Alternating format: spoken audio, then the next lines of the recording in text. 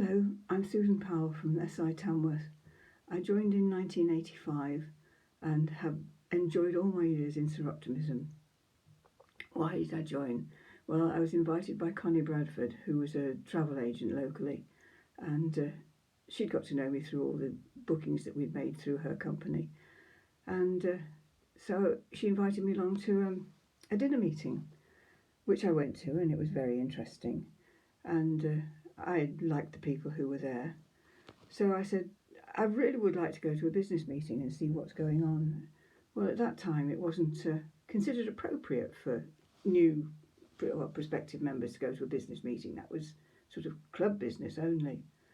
Well, I said, well, really, I'd like to see what sort of business meeting is, so I know really what you're doing. And so I was invited to go to a business meeting.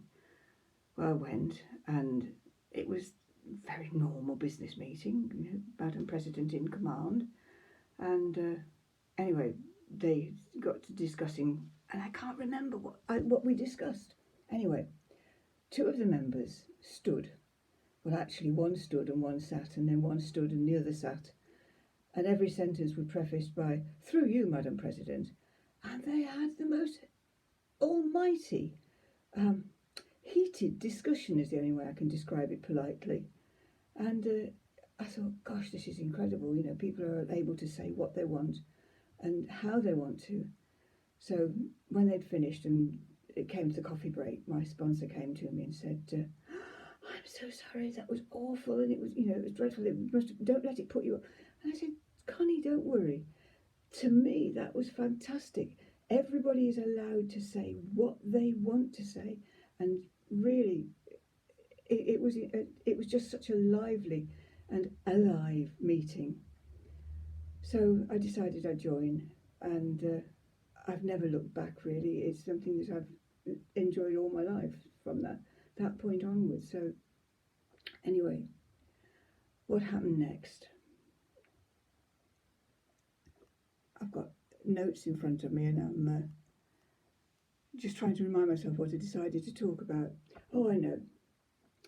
Well, one of the reasons I stayed in Soroptimism was there was an issue with a product called Skull Bandits. They were like tea bags that were full of tobacco for chewing.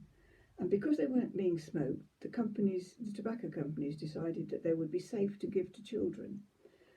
So they started off by giving these tea bags of tobacco to children at the school gates, literally all over the world. And children started using these as a habit-forming thing to chew. And the tobacco companies insisted that they were safe until children started to develop throat cancer and mouth cancer. And well, the next part of the story is that we as a club have representation at the United Nations, and we're one of the few service clubs. In fact, I think we're the only service club that actually has representation there. So one of the members in the Midland region decided that she was very worried about these Skull Bandits being handed out locally, and so she took it to her regional meeting. And the regional meeting agreed with her, and it was considered to be important.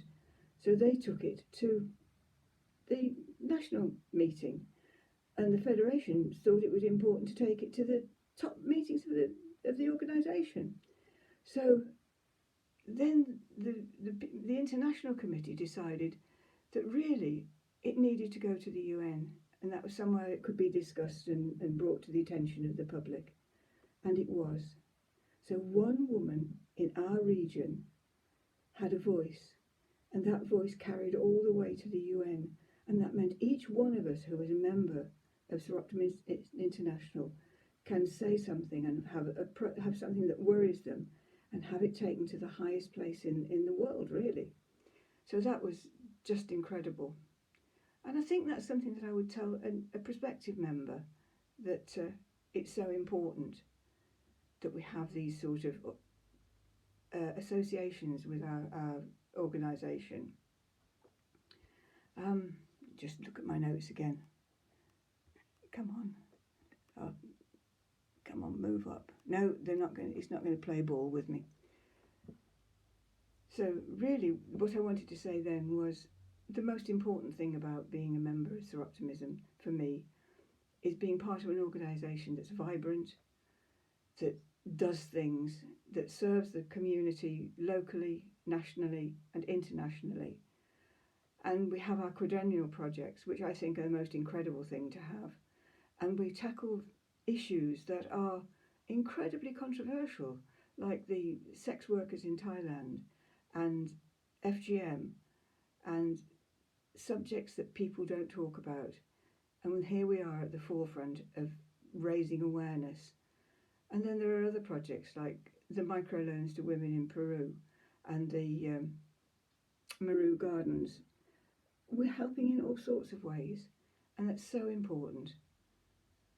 So that's me and my story of Soroptimism and why I'm here and what I would tell a new member.